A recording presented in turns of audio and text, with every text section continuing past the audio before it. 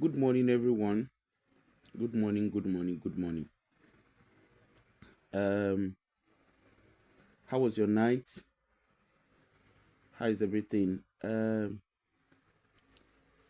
just want to quickly continue um this show that we're doing yesterday, and then I will do another show shortly after. So, um, for those who joined yesterday, um, I saw some messages, and thanks for those who sent messages. So I understand. I think because I've always done the show in a very monologue way. I think people find, I don't know, over time. At some point, I would do calling. It's just most of the time when I do my show, I don't have the time for calling, and but over time, I would adjust around that. So sorry. So quite few people called. Um, yeah, quite a few people reached out to me. Um, some people reached out to me and commending the show, and at the same time, some asked few questions. So, um, your questions, I mean, I was able to answer those who reached out. Um, this is a number to call if you want to call. But however, let me finish what I was talking about yesterday. So we'll continue with parenting. We'll continue with the other part of parenting. So yesterday we talked about the authoritarian parenting. So this is what we're talking about yesterday. We talked about the authoritarian and the authoritative parenting, which is um, permissive and unresolved. So today we're going to talk about. Um, so today I'm going to talk about I'm going to talk about the permissive parenting. So the authoritarian parenting, it's authoritarian parenting is very demanding. You can't take that away. The authoritarian parenting, which when we're talking about yesterday, that's where a lot of us Africans fall into. Remember yesterday I said it's more parent focused. It's more about what parents want rather than the needs of the child. It's more of the needs of the parents. It's parent led. Now, so when we're talking about, of course, if you have the time, go back. For you to understand what we're talking about, you need to go back and watch. If you're new, if you didn't follow us yesterday, you need to go back and watch the first one that I did yesterday. I took my time to do that, and I give some personal examples so that it can be driven home. And like I said yesterday, there is nothing like African parenting. I think people need to start correcting that. There is nothing like African parenting. All these four types of parenting are practiced across the globe. It's not unique to Africans. So it's very, very wrong to say it's African parenting. Okay? What we call African parenting is authoritarian parenting. And the African parenting and the term African parenting, or what we tend to think is African parenting, um, I would okay. Let me finish talking about this to parenting, and then I will bring it. I will tie it down. I will tie it back to the topic. So the third parenting is a permissive parenting. Okay, this permissive parenting again, Africans, you find yourself in this. So it's child driven. The parent is mainly about the child. The parent, there's no rule. There is indulgent for the child to avoid conflict. And I know that a lot of us, so that kind of household where you get to the children do what they want. The children are treated like friends. The parents relegate their responsibility and You get to that house and you don't like most of us African, you get to a home and you're like, these kids are spoiled kids. You understand? You know that thing when you get home, when you get to people's home, you're like, how are these kids behaving so unruly like this? But you are measuring that unruly based on your own type of parenting. But that particular type of parenting, where the children do what they want, the children are in control. They do what they want. That kind of parenting is called permissive parenting. Okay? So the permissive parenting, I've talked about the first two. So we're here now where, the children are the one ruling the home. And I don't know if you've ever watched Super Nanny. I don't know how many people, I don't know where they show, I don't know if they show it in Nigeria or I don't know, but over here in the UK they sometimes show it, and you look at the Super Nanny. So the whole idea behind Super Nanny is the kids rule the home and the parents have lost total control. The kids are the ones, instead of the parents being in control, the children are the ones who are in control. And then they invite Super Nanny. So it's I think it's a reality show, I don't know if that's what it's called. Then the Super Nanny comes in. I can't remember the lady's name now, but she's known as Super Nanny. So she comes in and then obviously tries to help parents reinforce role, help parents reinforce their role as a parent, and also putting routine in place.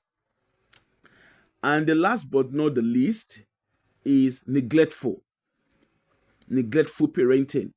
In this type of parenting, the children, they are not being cared for. Parents do not take their role as parents. The children are left to fend for themselves. They provide for themselves. There's little or no nurturing happening. The children are indifferent to social emotional behavior and needs. And very quickly you can see that where the children are withdrawn, they don't have any social skills at all. So your social skills are like, maybe simple things, even simple things like learning to say hello, the children are left to develop at their own convenience instead of supporting them to develop. A child that is growing up in a neglectful household is very easy to pick that up. So having understood, so the neglectful household, your children are left, they fend for themselves, they do everything for themselves. The parents are there, but they are invisible. Their roles are very invisible. Okay? You'd rarely see the parents do anything. The parents are looking after their own self. The children are looking after their own self. It's almost like a factory system whereby everybody does what they want. Okay? Now, having seen, so these are the 4 types of parenting, and I'm sure we see all of this in our community. We see all of this among ourselves, even as Africans. And I've taken my time to talk about the different parenting because we Africans, and what brought about me talking about this, doing this show, is based on the video that a YouTuber called Mom of 5 did. Again, for you to get a better context of it, you need to go and watch the show I did yesterday. This is a continuation of it. So if you watch that, then you understand where I'm coming from.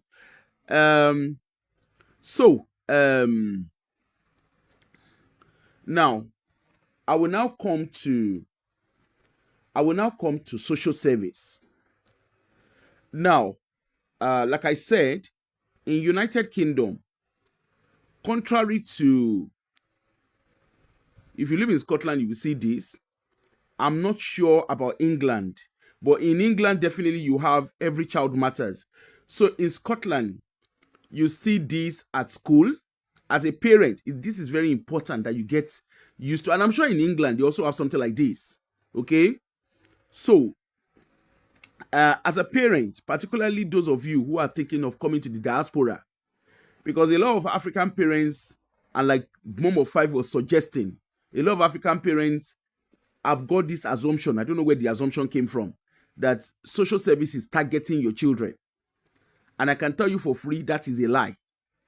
Social service is not targeting anybody's child. And like I said yesterday, is cheaper. It is actually cost effective for children to be in their homes, to grow up and be left in their home, than for them to be removed, being placed with foster carers or residential home, residential care, or whatever it is that they've been assessed to go to. And also, apart from even cost effectiveness, research, several psychological research has shown that the best place a child should thrive, is in their home front, is at home. And that home, it is important that that home is safe. For a child to thrive, the child needs, for a child to thrive, I'll tell you, so if you look at this, the diagram I've just shown you, zoom closely, and you will see in the middle of it is a child. Okay, is an image of a child, and the image of the child says "my world." Okay, so that's my world. Of course, you can see the picture of a globe there, and you see the child in the center of it all, and that's what should always happen. The child should always be at the center of everything. As a parent, you've chosen to have a baby. As a parent, you've chosen to have a child. If you've made that conscious decision to have a child, and if you made that conscious decision to have a child, it's your responsibility to ensure that that child is safe and that child thrives in your care. Nobody should be doing it for you. You have that responsibility. Okay? And also, aside from you having that responsibility, so initially, the first place of responsibility is the home front. Okay? So, on the triangle, if you zoom closer, you see how I grow and develop. How is the child expected to grow and develop? The child is expected to be healthy. The child is expected to learn and achieve, so achieving. The child is expected to be responsible. The child is expected to be independent, looking after himself, enjoying family and friends, confidence in who I am. So let's take it one by one. Okay? Now, being healthy. For a child to be healthy, we're not just physical health. We're talking of emotional health. We're talking of mental health. So think about it this way as a parent. If you have a child, or if your home front, let's put the child away now. If your home front, every day, mom and dad, they are constantly screaming. You are constantly screaming. Hey, you dey crazy, you dey mad. You are constantly doing that. Now, that wahala is not down to you alone. The impact of that the impact of that instability in the home front, your child is picking up on it. And just in case you don't understand, if a woman is pregnant, you know that thing that they say, oh, babies don't know what is going on. That's a lie. Right from the moment a pregnancy is conceived, that fetus picks up on everything. The baby picks up on everything and anything. And you can see that as a parent, when you have a child, once you give birth to your baby, you can see how that child reacts. The first person that child bonds with is the mother, because the fetus is used to the voice of the mother. Okay? Now, if dad is in the picture, and that's why over here in the Western world, if the fathers are in the picture, they are encouraged to be part of all the steps of pregnancy. That's why fathers are encouraged, to be part of not just the steps of pregnancy, but to bond with the pregnancy. And if you have other children in the household, they are advised, they are encouraged to bond with that baby in pregnancy, to bond with that fetus in pregnancy, so that fetus hears their sound. And when things are not right at home, I can tell you for free, okay, if I have my medical colleagues here who are what they call them now, medical colleagues who work with babies and work with pregnant women, they can tell you that when something is not right, you can pick it up from the baby scan. There is a lot that can be picked up from just antenatal appointment, from medical appointment with a pregnant woman's medical appointment. A lot of information can be picked up.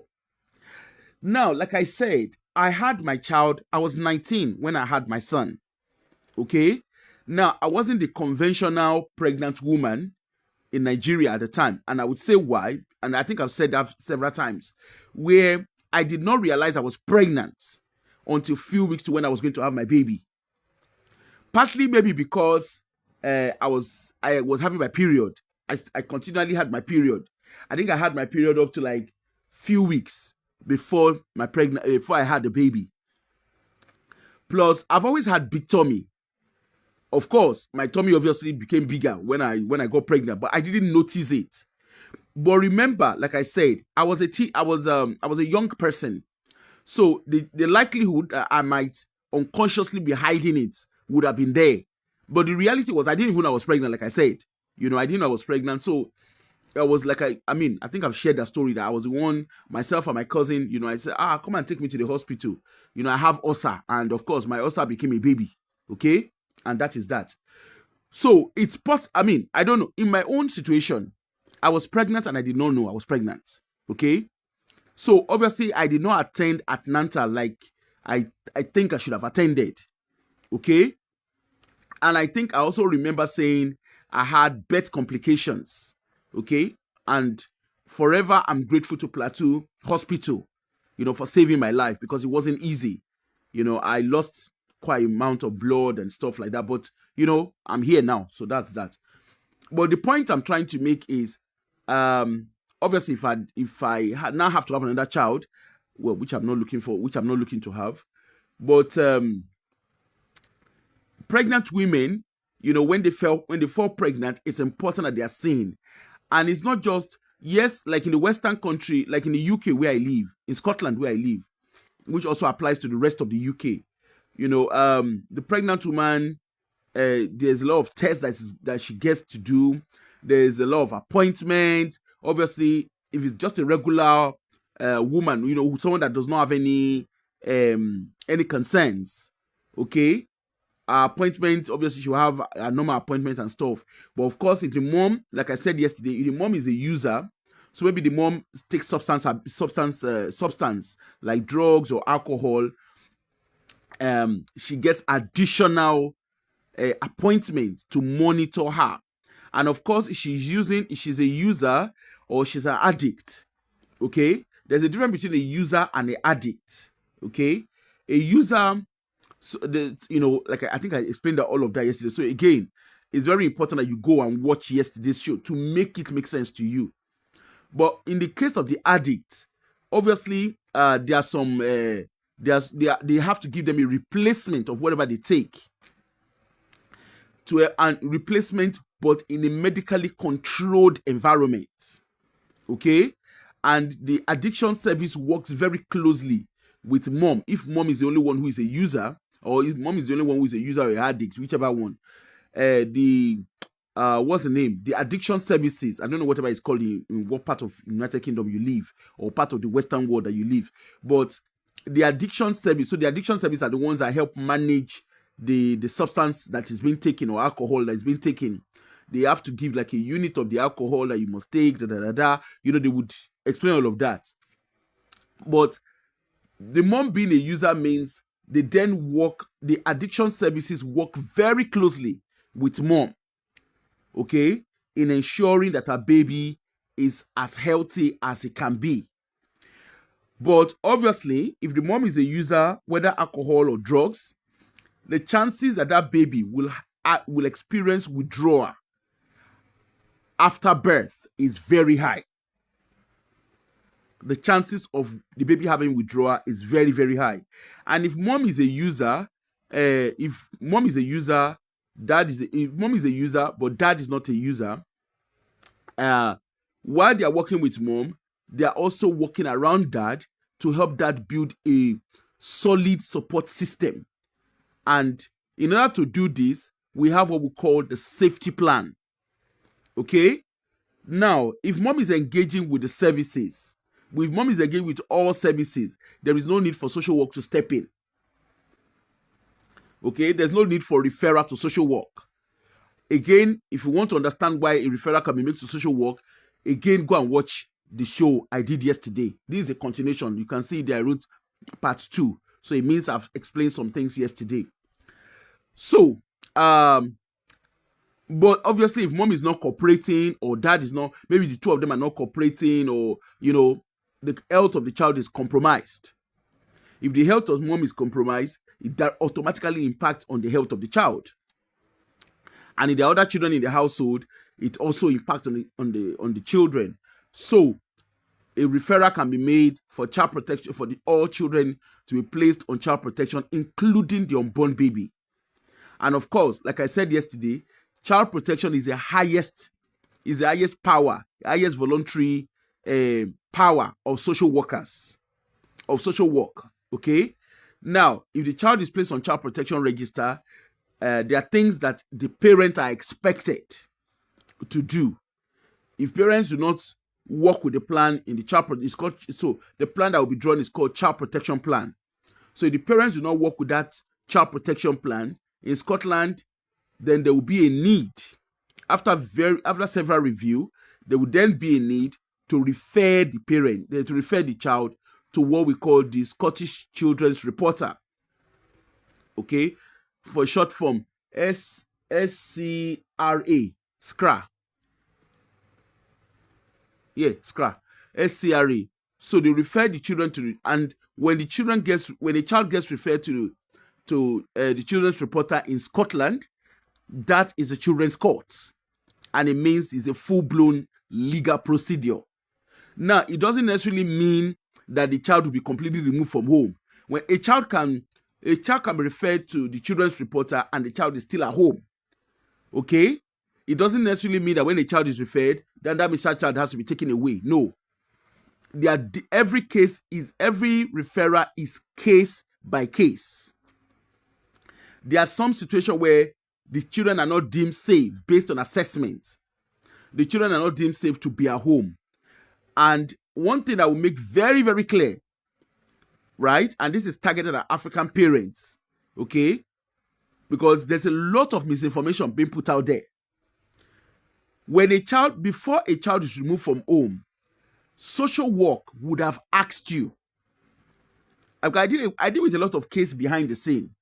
So I've worked with families behind the scene. I've worked with a lot of our African families behind the scene. And the reality is, a lot of our African parents, I don't mean this in a bad way, even our Caucasians, they do it. Even Caucasians do it. A lot of African parents, when you ask them, what happened? The first thing first they will do is lie. I don't know what happened. Social work just came and take my child. That's not true. Social work do not just come to your house and come and take your child. As a matter of fact, social work is the last department to be contacted when all support has been exhausted. Okay? When all support has been exhausted and parents are not engaging, the next thing is referral has to be made to the child protection team. It has to be made to duty and emergency, And duty and emergency then go ahead, they assess the case. Is this worthy to continue with social work? And when I say assess, they will look at, okay, what are the supports in place? How long has these parents been known to the system? When I say system, it could be that maybe school is the one that referred. How long has school had these worries? What is it? What was the support that school put? What did school do? What support did they put in place for the parents? All of this will be checked. What support did they put? Was the support reviewed? Was the support appropriate? Okay. If the support is not appropriate, school will be advised to put in additional support. So it's not just a case of they refer to social work and suddenly social work comes to your door. It doesn't work like that. Before the case becomes something that social work then considers to step in, all support that has been offered has been exhausted and parents have not engaged. It's as simple as that. And this is not to do with your skin color. It is not to do with your, it is not to do with the way you look. Whether you are tall, whether you are short, whether you are fat, whether you are it doesn't matter. It doesn't matter whether you are black or you are white. Okay? What matters is if the safety of the child has been compromised, then they have, support will be put in place.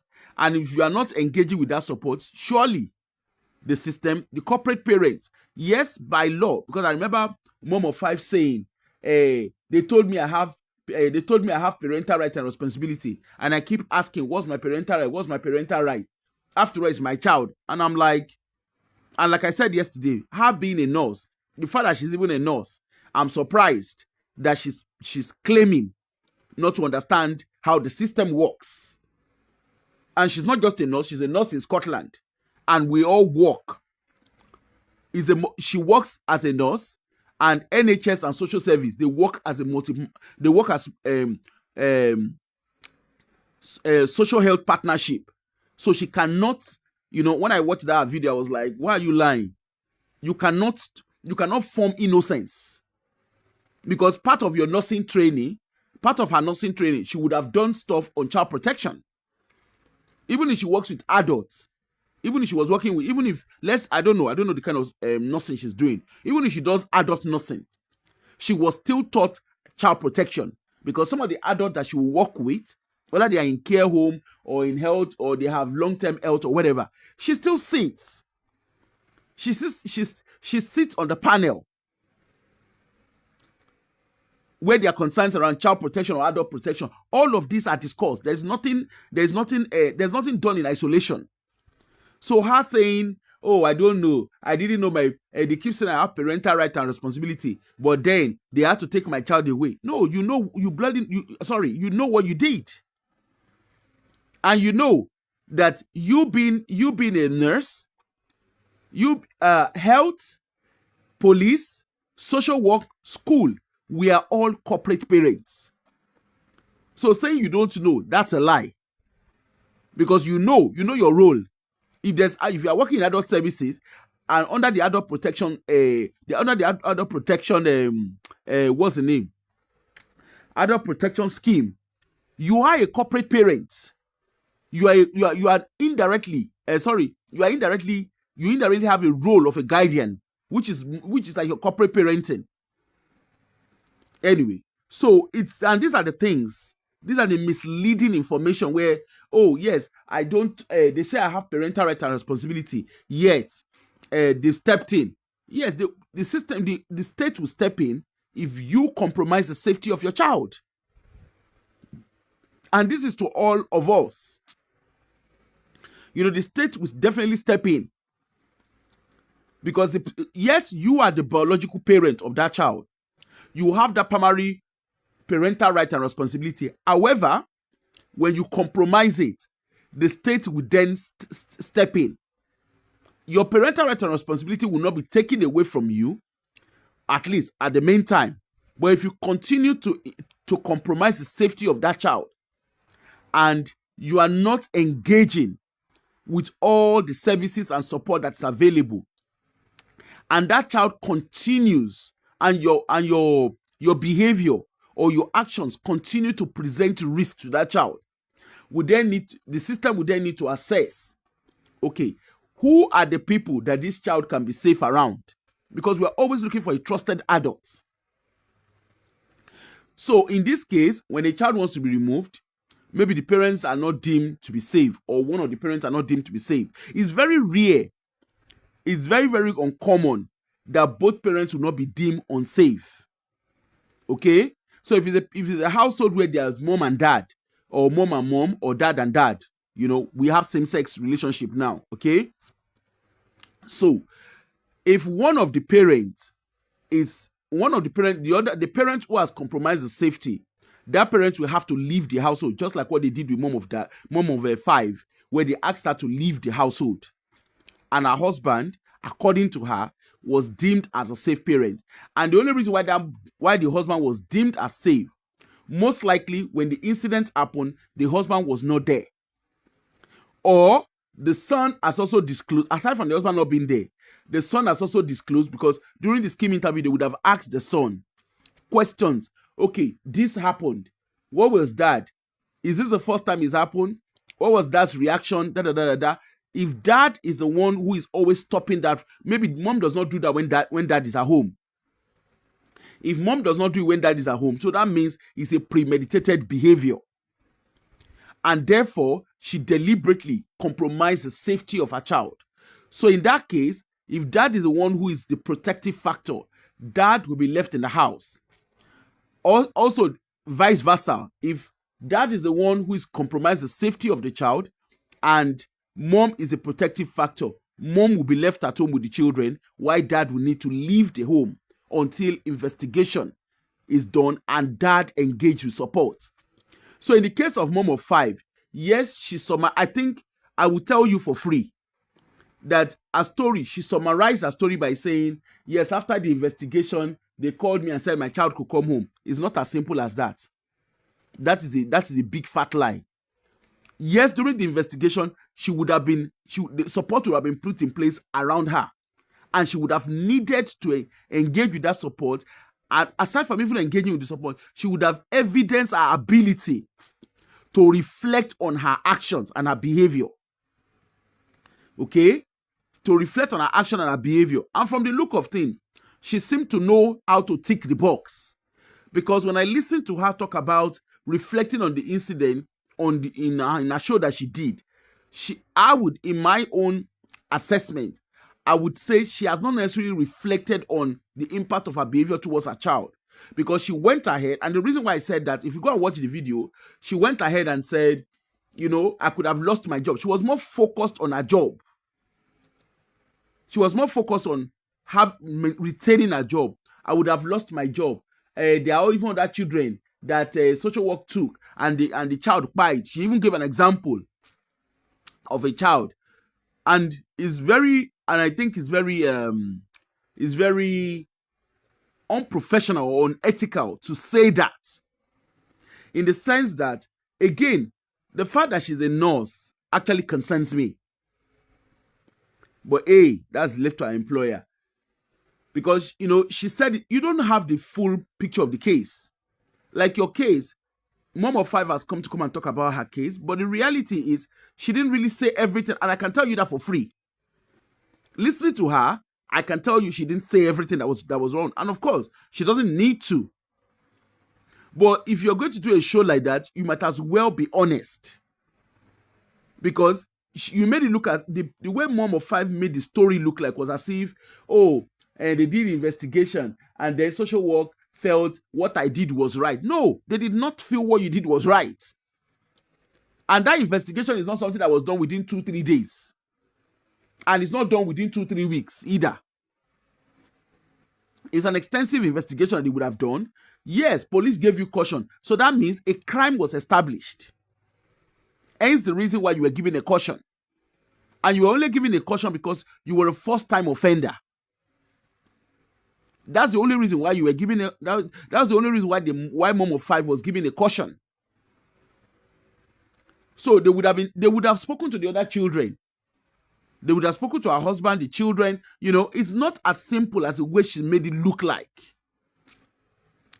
But again, she also mentioned that, the child now goes to the father to speak to her, That raises concerns as well. But hey, hopefully they resolve their relationship. Now, so the child needs to be healthy. So if a home is not safe, that impacts on the emotional health and the psychological and mental health. Now, if a baby, in the case of a baby, when a home is not safe, normally in a home where everything is fine, the baby obviously recognizes the voice of mom and dad or whoever the protected adults are in the household. And subsequently, then the baby, if it's a child, if things are not right in the house, maybe something is going on. I'll give you an example. I remember I was working on a case, and so there was heavy domestic abuse before pregnancy, before the baby was born. And I remember very well when that child was born, when professionals go into the house just to see the child, because child protection visit has to be done every week. So when professionals go into the house, there's quite a few professionals because there was a lot happening with mom and dad. So when professionals go in to see the baby and see mom and dad, the baby bonded better with mom. However, when professionals are stepping out of the house, the baby begins to cry. And of course, for us, that's assessment, okay? Because really, the baby should feel safe with mom being in a care, or with her being in mom's care. And irrespective, because we are supposed to be strangers. So when we're leaving the house, it's normal the baby will recognize us because our face is the face that he knows, and our voice is the voice that most likely, there's a lot of voices because there was a lot of professionals initially. So it is natural. Those of us who go to the house constantly or frequently, it is natural that the baby will recognize us, and the baby will gear towards us. But when we're leaving the environment, or the baby's environment, you would expect that the baby will acknowledge us, but feel safe with mom. Instead, the baby is constantly crying. And then we also notice that aside from the baby even crying, so of course we have to we were doing our own meetings behind the scenes, stepping up support. We, like I said, there was quite a lot of people in the house around that family. And I was leading I was the one that led the case. So of course we all report to ourselves, this is what we observed, talks like that. And then we also decided, okay, the baby is crying when the baby is in the care of mom. Now we also now need to watch the baby with mom, dad in the picture. Now the reason why we had highlighted that is because every time we go into the house, or every time that professionals go into the house, what we notice very, very quickly is dad keeps himself busy. So dad is never in the picture. He's in the picture, but very much in the background. So we decided to step up and wanted to engage dad. And what we noticed very quickly when we did that was, when we changed our approach of visits, what we noticed very quickly is when dad comes into the room, the baby is very distressed. The baby is always crying, and then looks to mom for soothing. And apart from the fact that the baby cries, oftentimes we also notice that when dad steps into the room, the baby fidgets. You understand? So how will I say it? I don't know how to say it. The baby jumps. It's almost like a child who jumps. Like something happens, the child jumps. When doors are slammed. So what we started doing, we notice that when our voice goes up, so we deliberately, these are all assessments. When we speak in a normal tone, the baby is relaxed. When we raise our voice above the normal tone, the baby fidgets, or the baby freak out, like we would say. And so we did that just as our own assessment. So all I'm trying to say here is, those of you, especially those who come to the diaspora, when you have your baby, you have health visitor who come to your house. When your health visitor is carrying your baby, and some of the things we're doing, in between, we would carry the baby. We notice that the baby's weight it did not appear to be the baby was lighter than it should be. And of course, we stepped up assessment. We try to observe when the baby eats. We notice that the baby is so focused on screen time. So what was picked up in that assessment is the baby is left in front of TV as a way of soothing. Television became the mini parent. Television became the other parent. The baby is more soothed watching TV or listening to the sound of TV, sensories compared. And as if that was not even enough, we also noticed that the baby as well, when it was time, there's a certain state the baby will get to. You think the baby should start rolling or, attempting to sit. The baby wasn't doing all of that.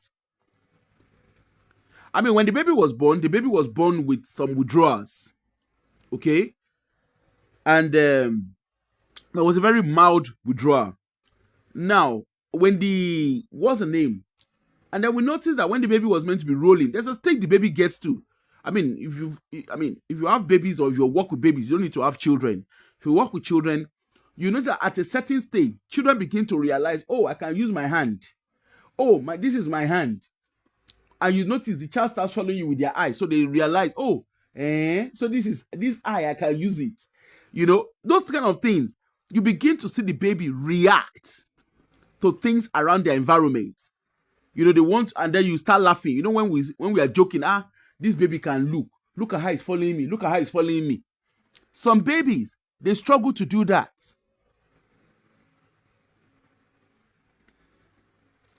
Exactly. Hello, Diaspora Diva. So delayed developmental milestones. So you start noticing that baby is not following you with their eyes. And these are simple things. But because of the way, you know, we did not necessarily say we are doing this assessment. But of course, as professionals, we have to change the way we do things. And that's why, so for you who live in, I don't know, like other countries, but in the United Kingdom, your health visitor, you know, if you have a baby, you know that you have a health visitor from age 0 up to the age 5. Good morning, darling. How are you? You have a health visitor from age 0 to age 5. Your child has a health visitor. So when that health visitor is coming to the house, carrying your baby, if you also notice that health visitor, when they want to weigh your baby, they weigh your baby naked. There's a reason why they're doing all of that. They're not just doing it because they want to see your baby's pom-pom or whatever. There's a reason why your baby is weighed naked. There is a reason why the health visitor choose to carry your baby. Why the health visitor asks to carry your baby. There's a reason why your health visitor is asking. Any question they are asking, there's a reason for it. The health visitor, when they step into your house, they are looking at the dynamics of the household. Okay? They are looking at dad's role, mom's role. And see, the truth is you cannot pretend. No matter how much you think you can pretend, you can't pretend. Because the visit is deliberately made to be a relaxing visit. But in the midst of that visit being relaxed, there's a lot of information that is gathered. And you can tell, children talk. Babies talk. Exactly, Diaspora Diva. Babies communicate. And this is why I always tell African parents. I have a case that about 3 African parents who I'm working with behind the scene. You know, when they brought their kid, I was just laughing. And at a point I said to them, look, why are you lying? Just say the truth and let's get on what we have to do. You understand? So they're not just coming to your house. You know, they will carry your baby. And they like to carry our baby. That's not true. They are carrying your baby for a reason. If there's no concern, your health visitor's visit will just be a regular visit. But when there's concern, the visit needs to step up. And they will do more than enough. They will step up their visits. And they're not just stepping up their visit. When there's concerns, then it becomes discussed. So like this particular case I was explaining, so we noticed that the baby, you know, irrespective, the baby always fidget around dad. And over time, you know, we try to speak to mom, try to get mom and dad on their own. We had a couple of support workers who would help with childcare. We also had grandparents, you know, we created a safety plan. Okay. But it was mandatory because of that particular case. We had to put a safety plan in place. But irrespective of all of that as well, very quickly, over time,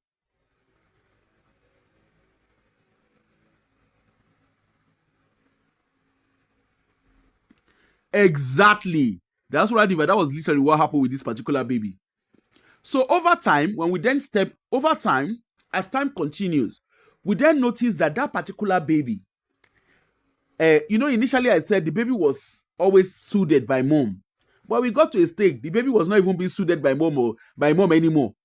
The baby, when professionals are about to leave the household, the baby cries uncontrollably. So we then had to step up services. Oh, okay. That's another one. So we had to step up services. And guess what? Before we could say Jack Robinson, there was police reports. And it turned out there was domestic abuse. Mom and dad had been abusing. There was been abuse. And remember when I said when we raise our voice, the baby freaks. The baby fidgets. So these were the things. And then, of course, dad had to leave the house. Because dad was the perpetrator at the time. Dad had to leave the house. We got a video ring bell into the house, just to, help protect mom and the baby, But still at that, so while that risk was mitigated, another risk presents itself. There were other stuff going on. Of course, it's a case I cannot go into details with it. But a lot of things happened. Eventually, mom was back to her old ways. And it turned out that there were a lot of visitors coming to the house. So the baby did not have a predictable, trusted adult. Because when mom takes whatever she takes, she's not able to care for the baby. In fairness, mom is quite good when she's fine. But she struggled. So what we then had to do was we then had to look at other family members who could have like a shared care with the baby, shared care with mom. So because mom is very good in caring for her baby, she's very attentive in caring, or how will I say it now? I can't remember the right word. But mom is she cares for the baby. You can't take that away from her. So what we then had to do was, in order to manage that risk, because there was no reason why she couldn't care for her child. When she takes a substance, she struggles. So in order for her to boost her confidence of parenting, we had to look at other family members who could support her. So the other family members, we looked at appropriate family members, and mom, we then have a safety plan around mom, whereby at a specific time of the day. So again, through assessment, of course, I'm not going to go into details, but through assessment, we realize that mom takes her substance at a specific time of the day. So the time of the day that mom is clear, mom would care for the baby. But overnight, mom could not have the baby overnight on her own. Mom needed to be in that identified place of safety with the baby overnight. But during the day, she was fine.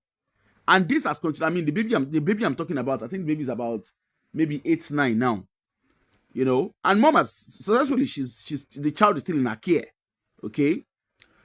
So, but with her cooperation, if she had not cooperated with that safety plan, the child would have been removed from her care and placed with the identified family member. So in all, I've explained how babies communicate, because the communication of that baby led us to increase our assessment and step up on the need to protect the child. So you can see how the home front, and because of things that were going on in the house, the development of that baby was slowed. So, but with the safety plan and the shared care, that baby was able to meet her milestone on time. Her milestone, we're able to resolve her meeting her milestones. So you can imagine how it has affected her being healthy, her being achieving, because obviously our cognitive skills was slowed because of all that was going on. And abuse does have a neurological impact on a child. And this is something a lot of parents, even the Caucasians, a lot of parents do not understand that. So when I heard mom of 5 say, "Oh, my son is withdrawn," that boy is not just, as a nurse, you should know better. The child is not just withdrawn. What is the neurological impact on that child? Is this a first time? If you are saying that's your first time of hitting your child, and your child is that withdrawn from you, then that shows that has been happening. And also the emotional health of that child has been impacted. I mean, it might not be so bad, but as a parent, you need to be able to gain the trust of your child. I mean, yesterday, go back and watch my video. I talked about my own self and my son. And we African parents, we struggle with the word sorry.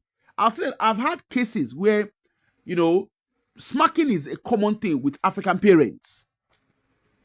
And we come up with this thing of, my mother beat me, my father beat me, and I knew there was nothing. I did not die. Excuse me. It impacted on you. Because we are all product. We parent our children the way we were parented. Yes, we might adjust some things. But if you look at yourself and your children, you will notice that those things that you were saying you did not like are the things you are reinforcing on your children. I did the exact same thing until I came to my reality. So, as Africans, it's important we understand this. And you must be able to communicate with your children. Because for your children to grow, for your children to grow and develop, it's important you speak to them. And that's why I deliberately talked about the 4 different types of parenting, where you have the authoritarian parenting, which is commonly practiced among we Africans. Even the Caucasians, they do it. The Caucasians. So there's nothing like I said, there is nothing like African parenting. And I think we need to stop that crap of saying, this is African parenting. No. There was this charity organization in the UK here that was claiming we are understanding African parenting. No, there is nothing like African parenting. What we call African parenting is authoritarian parenting. And in Africa, we practice all 4 parenting. We practice the authoritarian parenting, the authoritative parenting, the permissive parenting, and the neglectful parenting. We practice all 4. There are some more you will go to, and you will come and say, I want more ibaje. That's permissive parenting.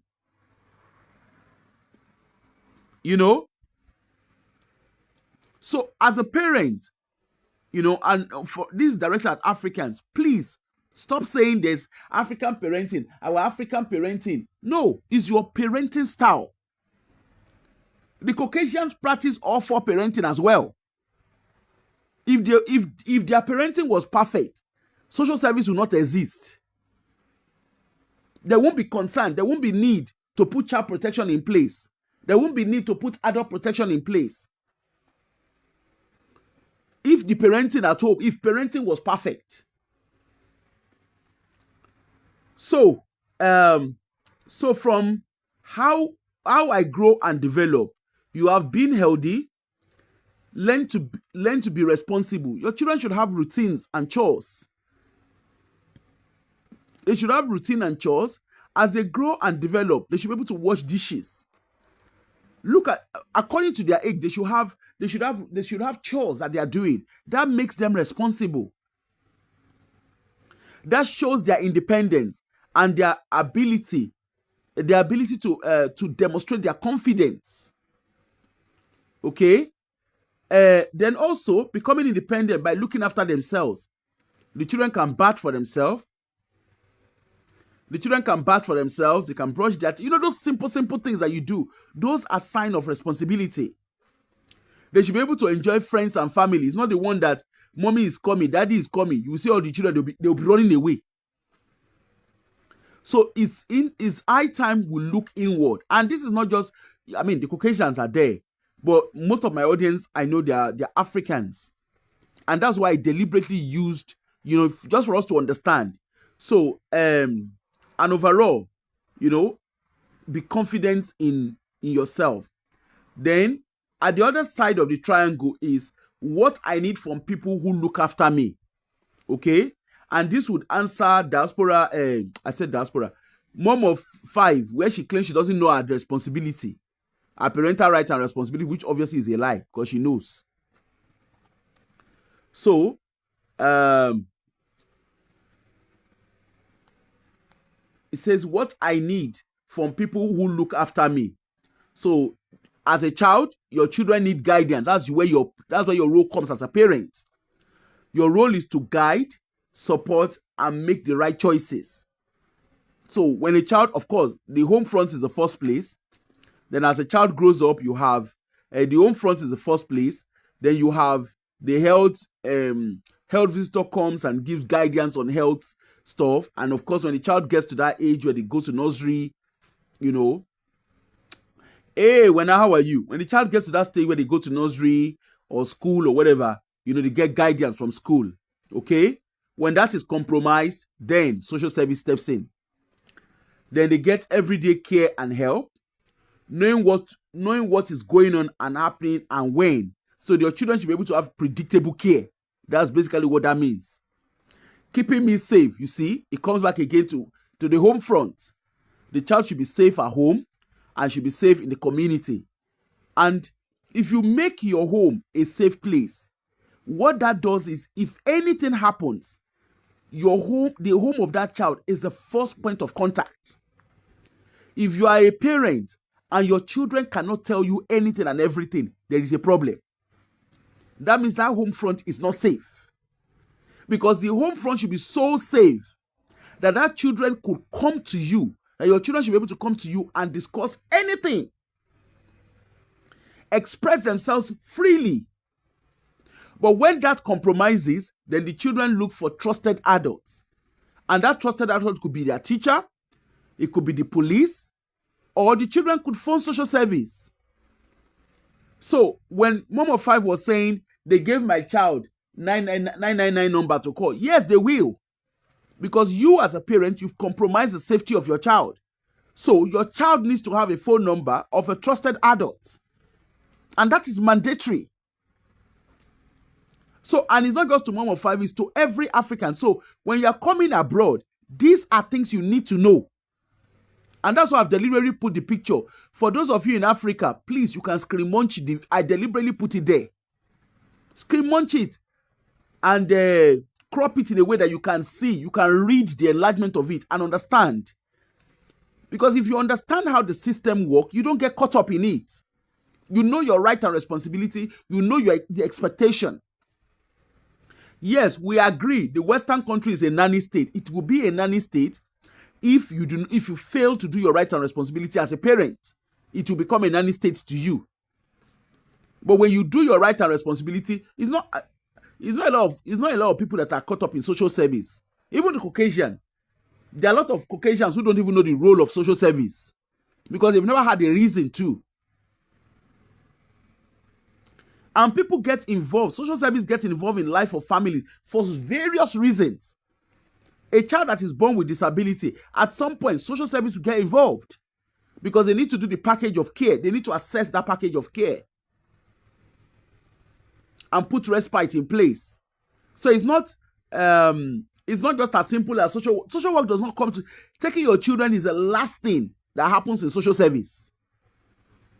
And when concerns are raised, social service are the last people to be called, because the department or the corporate parents that has observed that concern, it could be school. Most times it's school, and sometimes it's health. Maybe the child is still younger. It could be health. They would have put us up, and for them, like I said yesterday, for them to even bring it to interagency discussion, which is IRD, interagency risk discussion. For them to bring it up to IRD, they would have had extensive support put in place, and it's not support that they will put in place within one month, 2 months. It would have been going on because they need to justify why they are bringing it to IRD. They need to justify it. It's not just as simple as, oh, I don't like this family. Yeah, let me go and refer to IRD. It doesn't work like that. Because when you are calling for an IRD meeting as a professional, you are calling up all corporate parents to come and have this discussion. So for you to call all corporate parents, you must have demonstrated. You must have evidence and demonstrated all the support you have given, and how you have given those support, and how parents have engaged, and the ones they are not engaging with, did you provide alternative support in place? So removing a child, like I said, is the last thing that happens. And when a child is removed, it does not mean the child do not go back home. Children do go back home, but that is subject to parents' cooperation. So, like I was saying, you have to keep the child safe. You have to be there for the child. So you have to be a present parent. You understanding my family history, background, and beliefs. So that's cultural, whatever. Just ensuring that your child feels at home. Play, encouragement, and fun. Like I always tell families, it's important you have what's the name? You can have what we call that emotional will. Okay? Emotional will, I think I've talked about it. Go if you're on YouTube, go and watch the show I did on child protection. I showed that emotional will. I'm not going to go back and start looking for it. So just go on YouTube and you see the one I did on child protection. So that's that. So that's your wider world.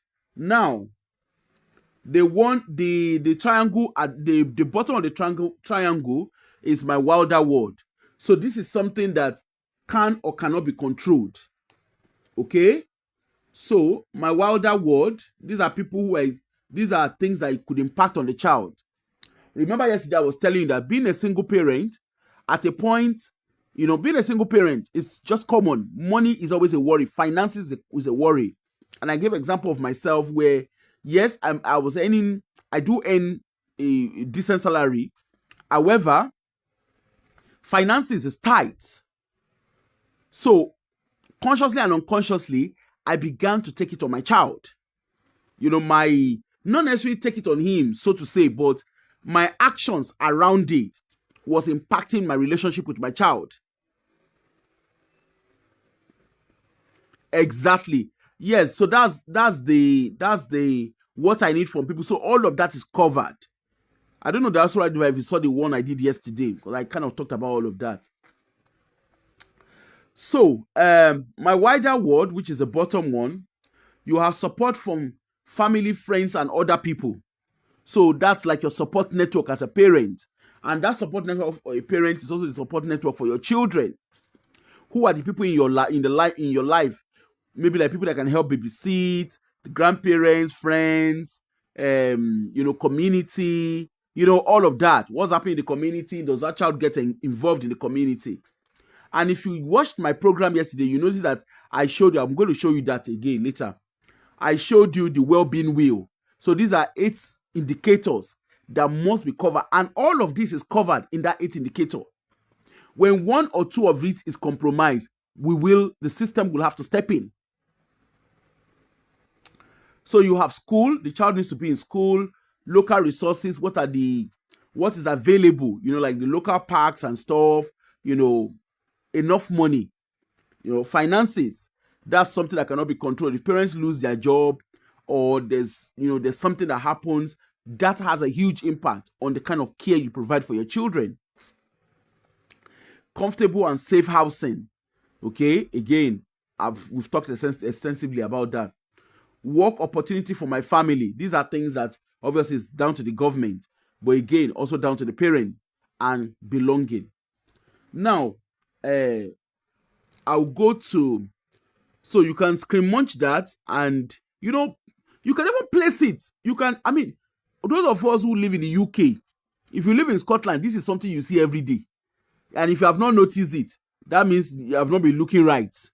Because in the school of your children, the nursery school, the school, it is there in front of you, looking at you. At the entrance of the doors, is there looking at you. So stop looking at it as decoration. It is not decoration. This is what we use to assess concerns. This is what we use to assess and address concerns. Okay? Now, so screen munch it, put it in a corner, put it in your house. Look at it. Ask yourself, are you ticking these boxes? How are your children feeling around this?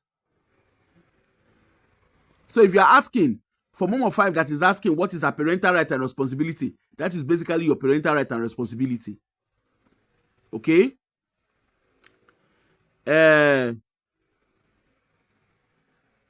For those of us in Scotland, you would have seen this. I'm sure you see this in school. You cannot say you have not seen it. You see it at school. You see it in you see it with your GP, your nursery, You see it everywhere that is child friend, everywhere that encourages children being there. You see all of that there. So you have the what's it called? At the center of it is getting it right for every child. Okay?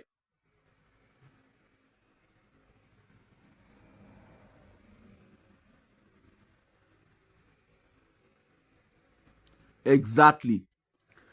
So you see this particular, I deliberately cut out this one. You would have seen it. So in United Kingdom, there is no escaping. It is getting it right for every child. And it is everybody's responsibility to ensure that things are gotten right for every child. So all this, social work came to my house, I did not do anything, social work just turned up, is a lie. And the eight well-being wheel, the 8 well-being indicators, which is popularly known as Shinari, you can see it there. There is safe, healthy, achieving, nurtured, active, respected, responsible, and included. Again, if you go back to that triangle that I showed you, you can see that all these 8 indicators are covered in there. Okay? So if you achieve all of these 8 indicators, you have a successful learner, a confident individual, a responsible citizen, an effective contributor. When you compromise it, of course, social work will step in. Corporate parents will step in. So there's nothing like nobody is targeting anybody's child. They will step in. The corporate parents will step in. If you, the biological parent, fail to uphold your parental right and responsibility, the corporate parents will have to step in.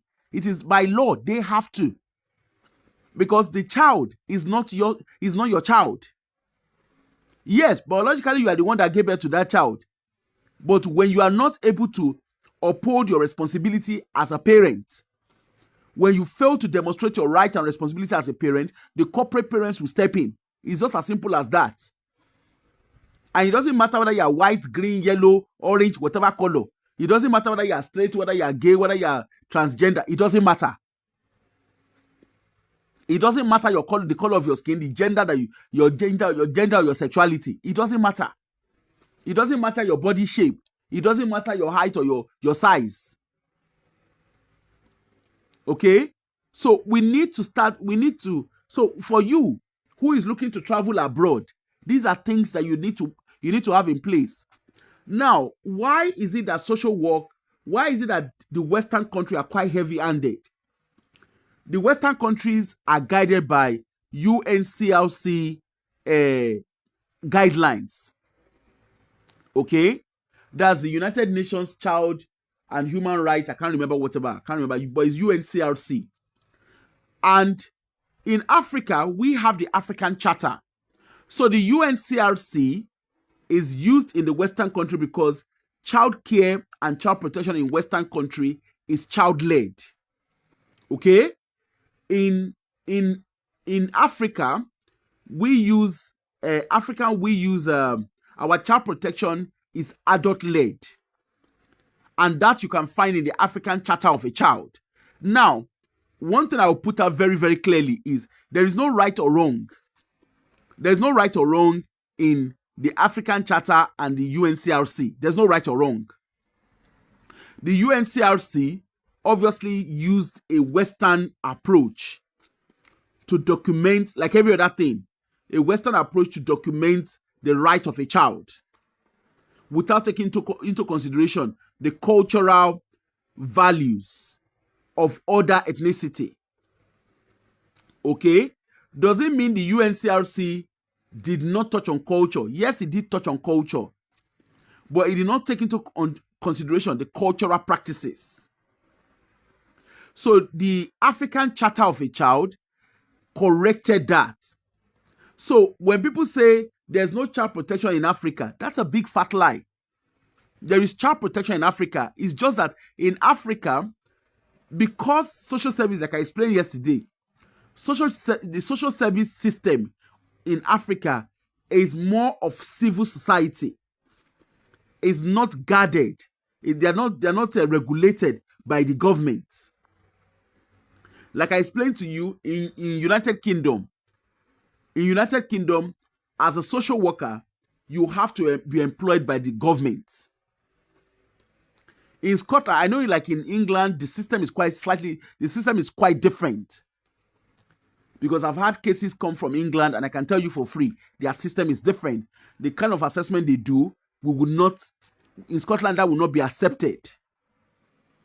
Scotland is quite heavy-handed, and there's a reason for that. And in United Kingdom, we've had cases. We've had cases of Jimmy Savile. That was a big scandal. We've had the cases of Jimmy Savile, what's his name? McClifford, all of that. We've had serious cases of abuse. As I speak to you, there are cases that are being heard from private schools. Serious child protection cases. Historical abuse that are being reported about private schools. Top private schools. And from the look of things, once that report is concluded, I can tell you for free, that will change the face of private school, just like it has changed the face of residential schools. I think I can't remember the day I was talking about private school. I know what I'm talking about when I'm talking about things that are happening in private school. I'm not saying don't send your children there. It's your cup of tea. But all I'm saying is, just understand that your children are more vulnerable in private schools. Okay? So, there are a lot of cases that are being reported. In short, Gordonstoun, the school where sorry, I keep calling him Prince Charles because he's been Prince for as long as he has been. King Charles, the school he went to, they are paying out serious compensation. They've been instructed to pay serious compensation over historical abuse. There are a lot of the top schools that they've been reports of historical abuse. And when I say abuse, I'm not just talking of smacking or stuff. A lot, I mean, they are all public domain. Go and read about it. Anyway, so the United Kingdom does not smile when it comes to children. I cannot speak for other countries. But United Kingdom does not smile, particularly Scotland. England still have a bit of a soft landing. Scotland does not joke when it comes to children. Because there's been a lot of child abuse scandals. We have the case of the killing in Five. Go and watch it on what's the name? Go and watch it on YouTube. Killing in Five. That's Five is Fife. Killing in Five. Go and watch it and see. Go and see what that is. That changed the face of child protection in Scotland. These are all cases that are life cases. Well, they were life cases at the time. The parents, I think one of them now is free from prison. But these were serious cases. They were cases that has happened. We've had we've had the case of Baby P. We've had the case of Victoria Colombi. Also, you don't come and say, I have African parenting. There's nothing like African parenting anywhere. Okay, so let's stop hiding behind my African parenting. It is me. After all, I'm the one that gave birth to my children. I've looked after my children. I've lived in this country for as long as I lived, and nothing happened. I've looked after all my children, and they are doing well. Yeah, maybe they are not. Maybe they are not reporting. Maybe these children choose not to report. But smacking one of them, for you to be comfortable to smack one of them, it means you've been smacking them. And of course, in Scotland, smacking a child is a no-no. It's a Schedule 1 offense. Go and read what Schedule 1 offense means. It's a no-no. Yes, you got away with cautioning. Yes, you maintain your job because that was quite important to you. You wanted to maintain your job. But you were not thinking of the repercussion, the long-term implication on that child. And this is not uncommon. Even Caucasian family, we have that same thing. Where we've had concerns around smacking, and Caucasian families, just like yourself, they would say, but it's my child, it's my bearing. Like, excuse me, it could be your bearing, but you don't do that. you know. So now, what is the role of social work? Is social work just there to take your children like it is being projected? The answer is no. The service of social service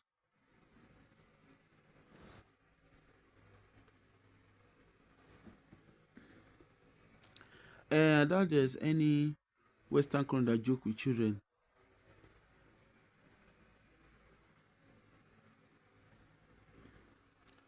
Exactly. So, like, contrary to what people think, social service are there to help families. Of course, like I said yesterday, statutory social service, which is social service that are employed, social workers that are employed by government, they uphold the policies and legislations of child protection. Now, for a case to come to social service, it means all support has been exhausted. And despite all support put in place, parents have not engaged. Now, what leads to removal of a child?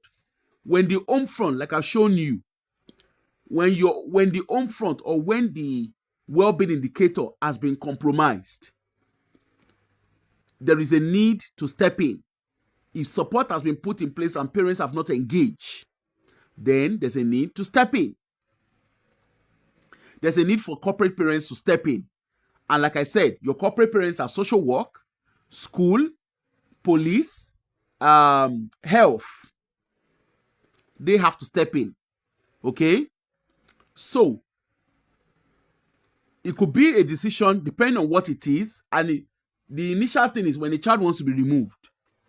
Initially, they need to look at their household.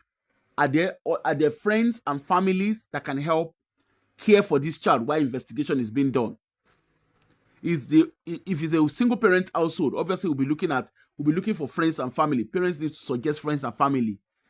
Background police check will be done on them.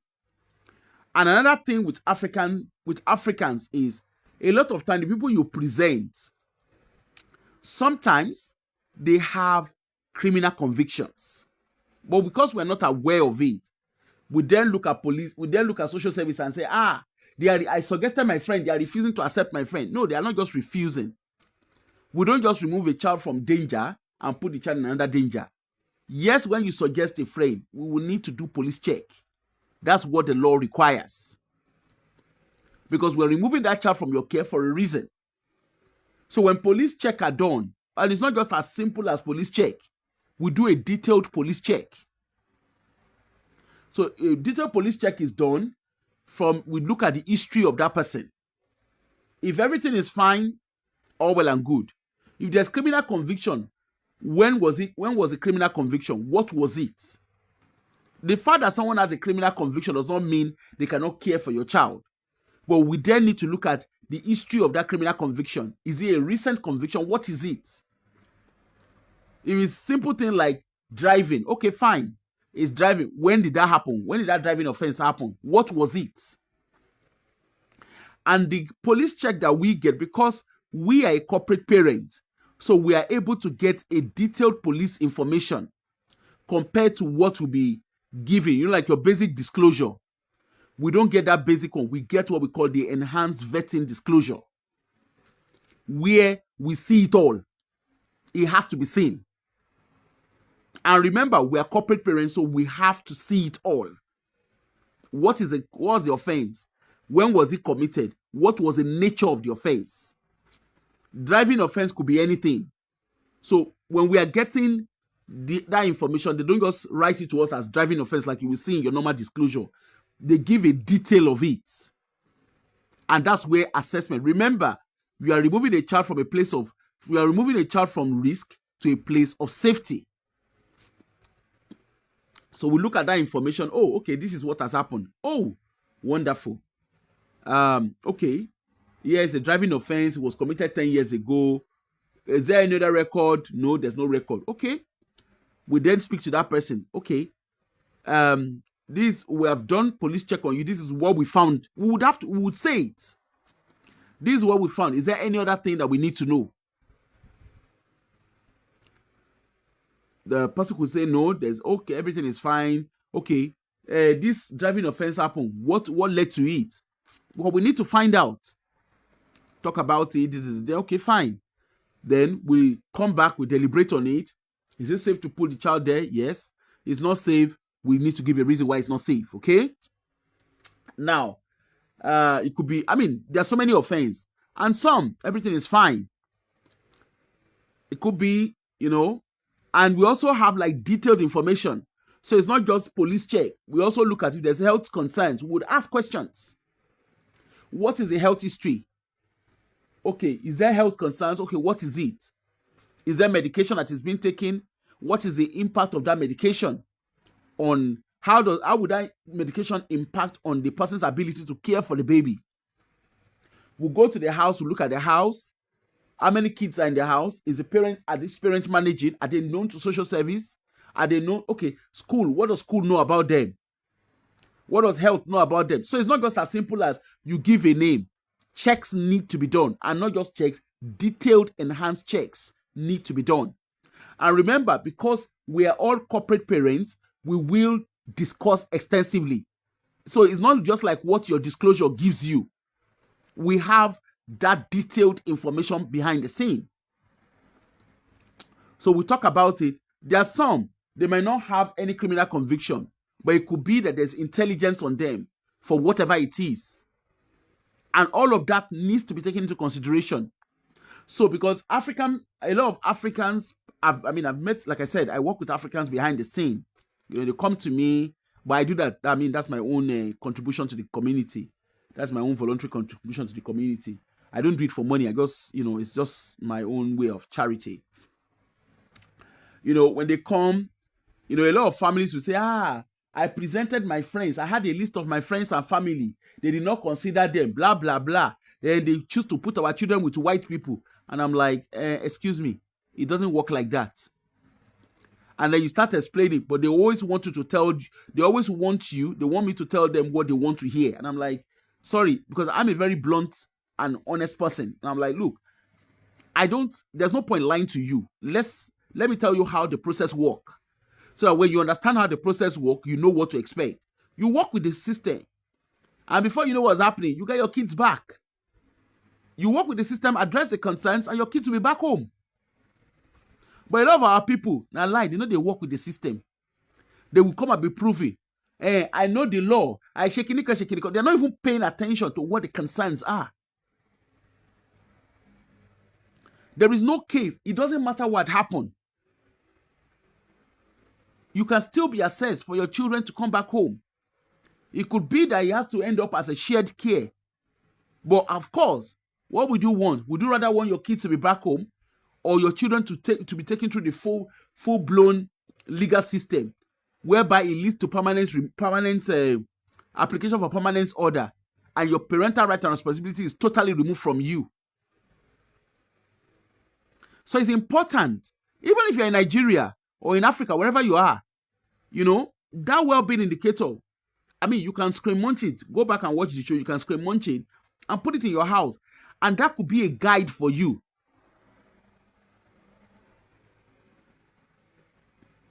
Exactly, Diaspora Diva.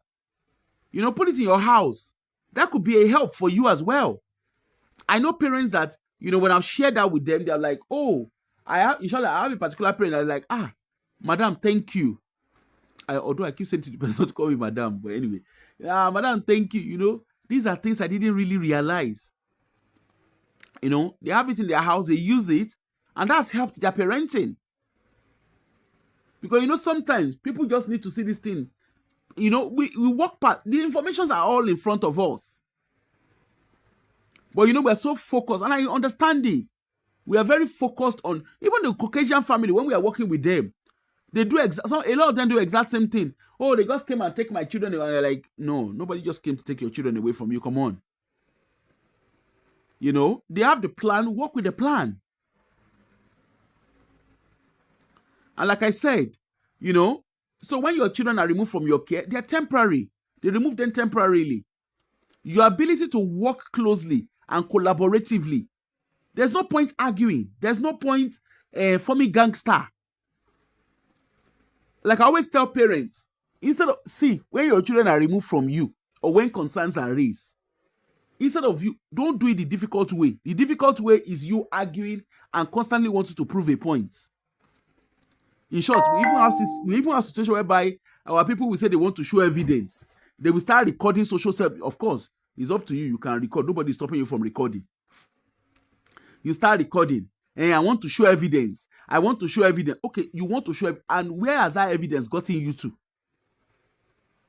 It's not just Africans, so and that's what I'm saying. It's not just Africa. Even Caucasians, they do it. But the question is, why are you doing things in a difficult way? Why don't you do it in an easy way?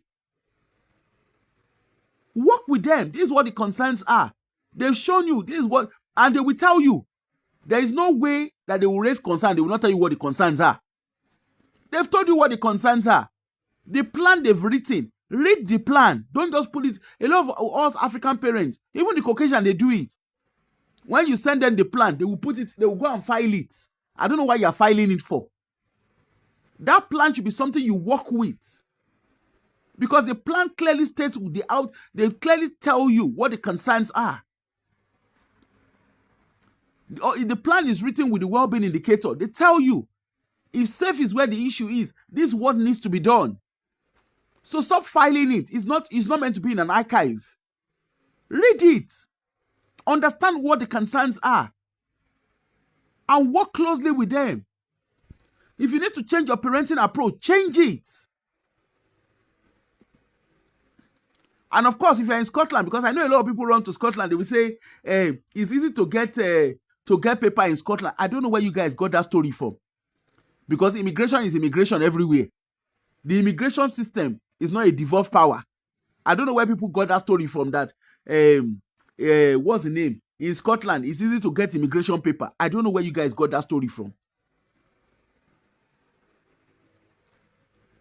So be very, very clear. Read your plan, engage with the social work, with the social workers and whatever and whoever it is that has been assigned to you. Engage with them. Ask honest questions. If you don't understand, ask. And if you need an interpreter, ask for an interpreter if you don't understand what they are saying. Okay? Nobody is targeting your child. I can tell you that for free. If you know how much it costs to have a child in care, you will understand. And that's I don't know where people get that statistics of the amount of African children in care. Where do you guys get that information from? How many African children do you actually know that are in care? How many? What is the statistics of African kids in care? Can you compare the number of African kids in care with the number of Caucasian kids in care?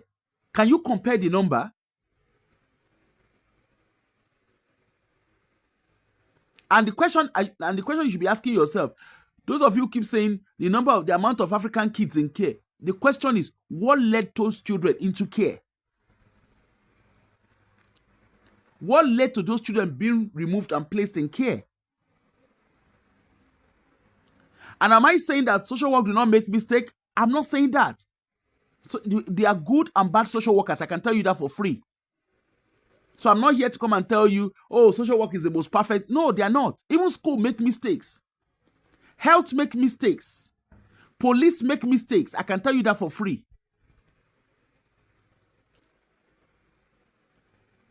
There is no perfect system. But let us start from ourselves as parents.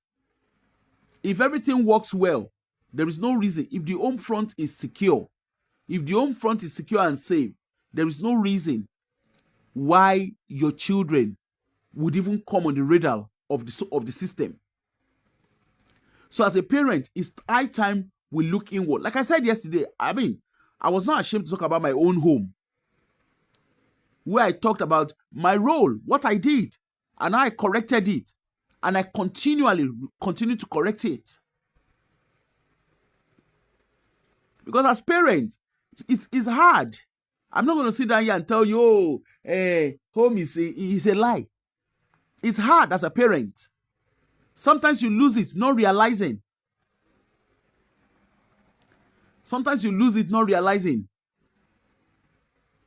So it's hard. Well, even a mom and dad household, dad and dad household, it's hard. Children will test your patience. I mean, right now, we have economic concerns. That alone puts pressure on parents. It put pressure on couples. It put pressure on households. It's very easy to lose it because we're human. Parents are human. Children are human. But let's learn to balance things. If we offend our children, call them. Let your home be a secure place where you and your, now, since, like I said, since I corrected myself, me and my children, I sit them down. Look, this is what is going on. We talk about it.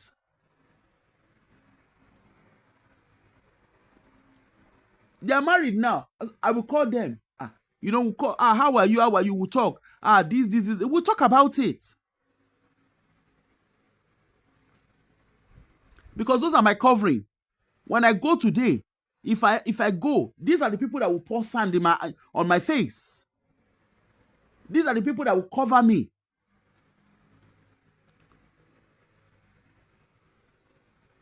If the moment I get to that, there's a stage we get to as parents where you cannot make decisions for yourself anymore. And they are the ones who will have to make those life-changing decisions for me. It's like my daughter. If I don't treat her right as my son's wife, I will come back to reap the fruit of my labor. Because she's coming to my home. It's my responsibility to make sure that she's cared for and respected. And if I treat her like, okay, this one is my daughter-in-law. Let me just do what I want. Hey, who go suffer am? No be me. If I treat her horribly, that's going to impact on our own marriage. That's going to impact on our relationship with her husband. And vice versa. So we just need, and that's why I'm that kind of person anyway. Like, I always tell people, my face is deceptive. When you meet me, I have this straight face. So people always think, hey, yo Shorungalile. I remember I was looking to my daughter. I said, what was her first impression about me? And she said, that the first time she met me, she said she was like, that she looked at me, she was like, oh my goodness. And that was the first thing, like, that she was scared of me. And my son kept saying to her, my mom is the easiest person. But she could not, my face, obviously, I have a strict looking face. Even me, I know it. I call it a poker face.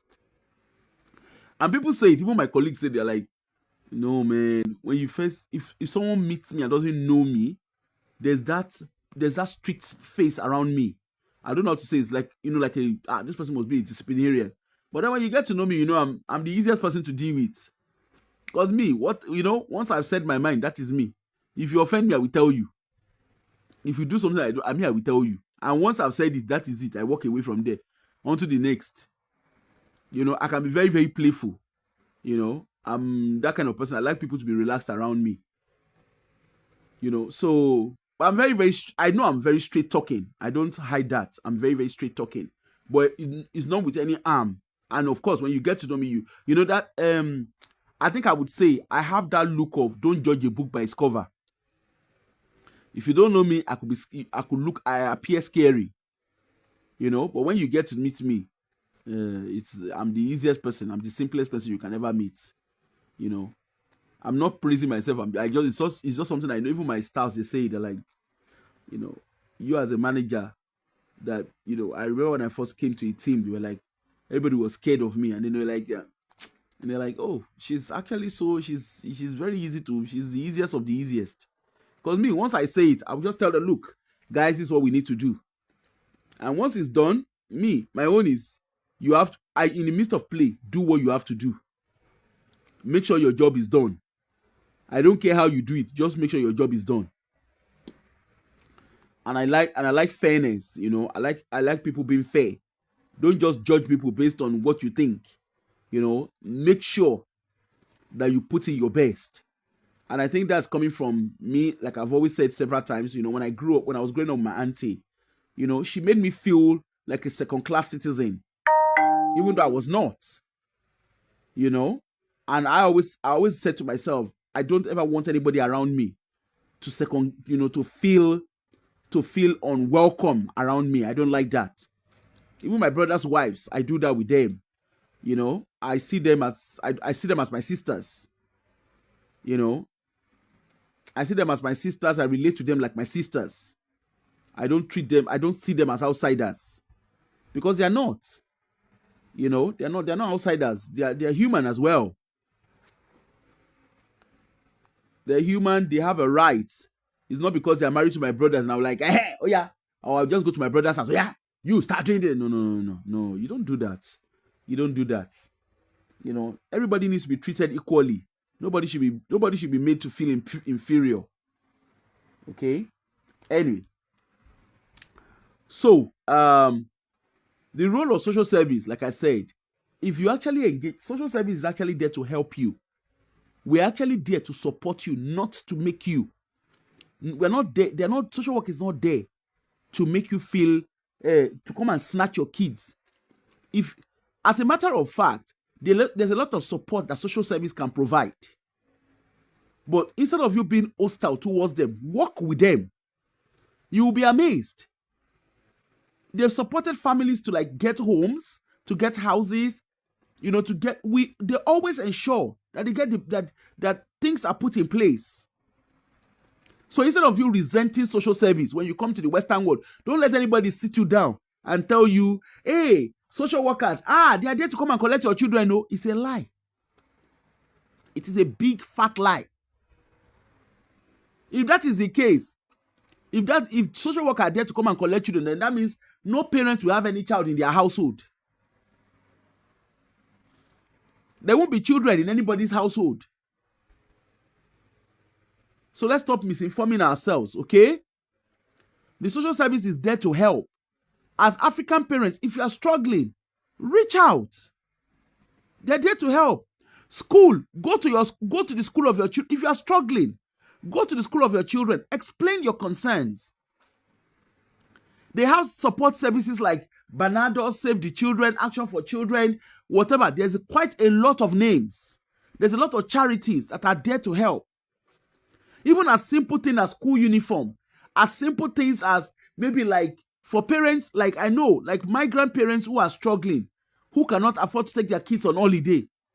The likes of Barnardos and other charities. There are a lot of charities that organize holiday clubs. They organize trips, day trips and stuff like that. And even parents are included in those trips. Reach out to the school of your children. Speak to them. They will point you. Stop coming to a country. Don't come to the UK. I mean, let me speak for UK because that's what I know. Okay? Don't come to the country being feisty. All you're looking for is, you want to fight. You are ready to fight. That school that your children are going to, the nursery that your children is going to, they have programs that are there to support parents. They have food banks program in place. They have school meal programs that they can put in place. There's a lot that is there that can help support you. If you're struggling with routine, speak to your school. Speak to the school of your children. They can help put things in place for you.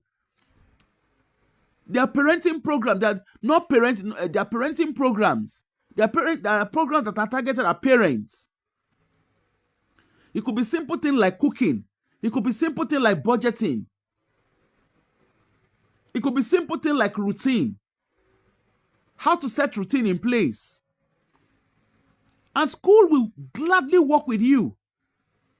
Things don't have to escalate until it gets to social service. Even screen time. That's another thing. A lot of parents, they've now used their phone and television as alternative parents. And you find that your children, they are so reliant on their screen. That's another one. I will come and do an extensive stuff on that. Again, it will have to be a weekend. Okay? To be a weekend where we have an extensive conversation about that. What screen time is doing to children. Because I don't know, that's another thing that we African parents now, I don't know where we got that nonsense from. Where our children are tied to the screen. All your children are doing is 24 hours, they are behind this, they have screen in front of them. You have used screen as the next nanny. And you don't understand what that is doing to their neurodevelopment.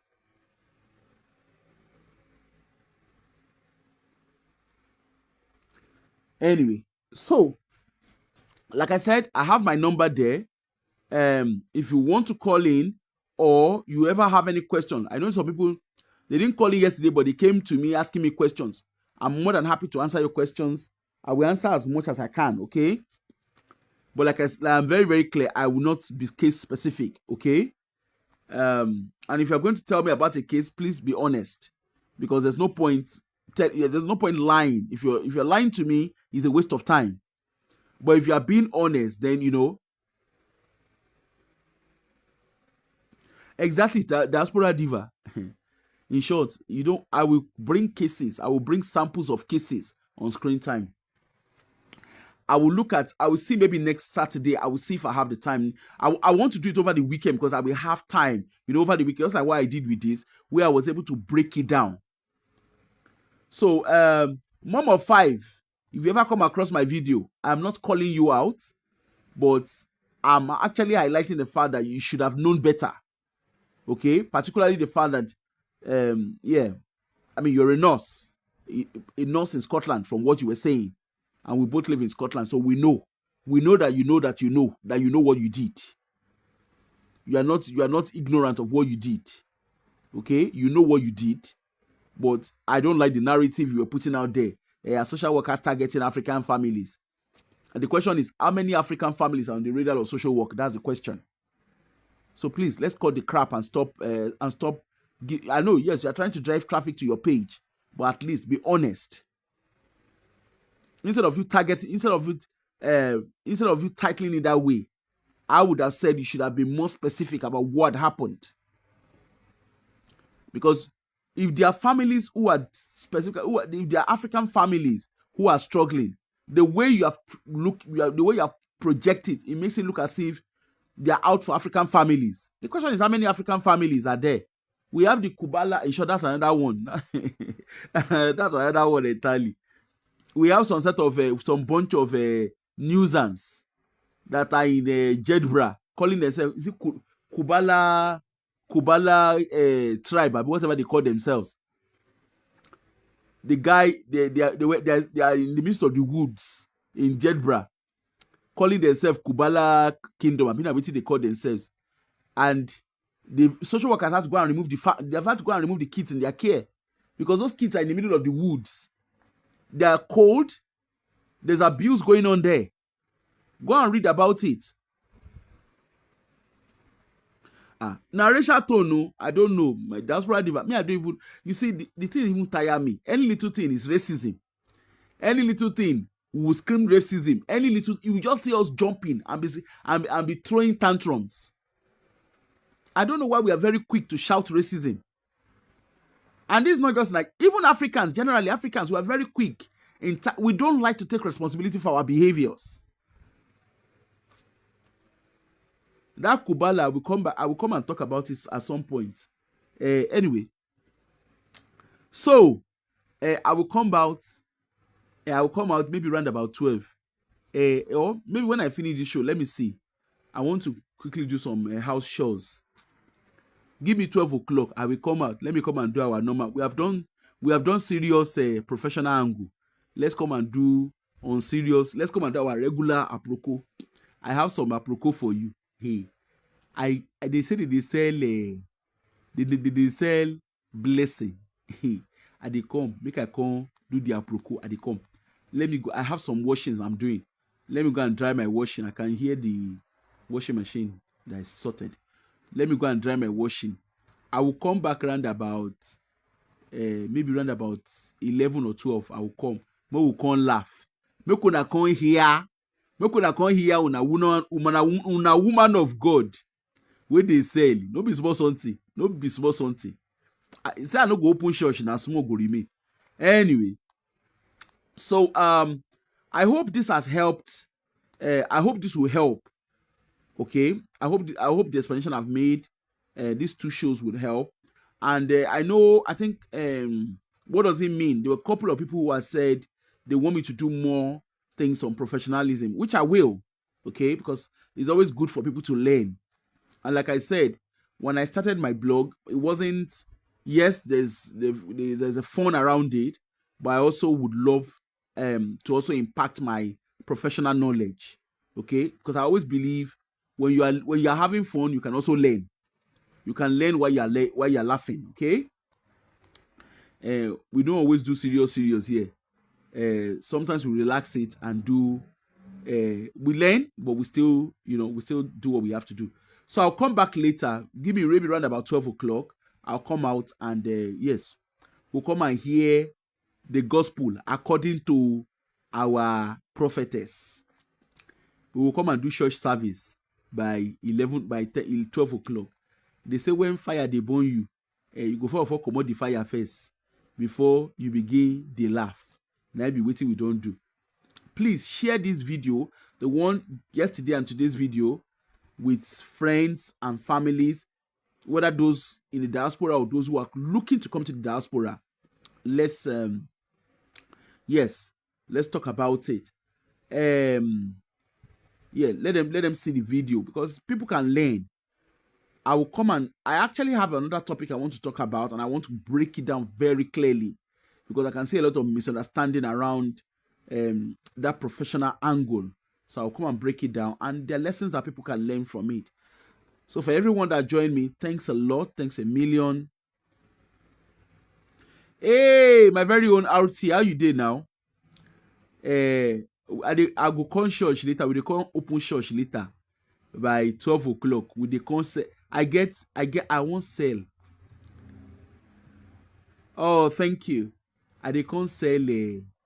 I dey come do church service. It's a miracle working God. He get one popular musician. Hey, you see what that popular musician they do. If you want to know the person where they talk about, 12 o'clock is the time. Come and join me. Make we shalaye. We won't join church service. So we go join church service. We go do service. You go hear. You not only me go hear with you, I go hear. All of us go hear and together. Now here we go dey. You want to know how to sell blessing.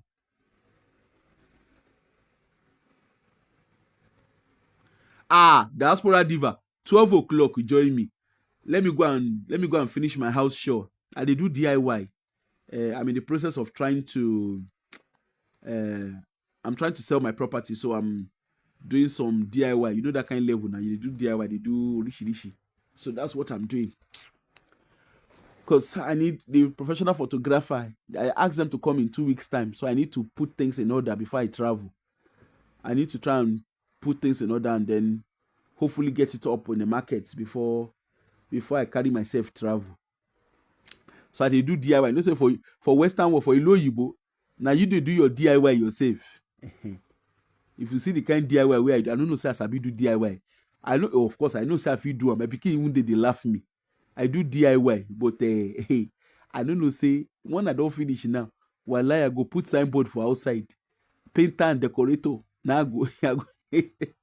Anyway, all right. See you at 12 o'clock, and we'll catch up then. Okay, get ready for church service.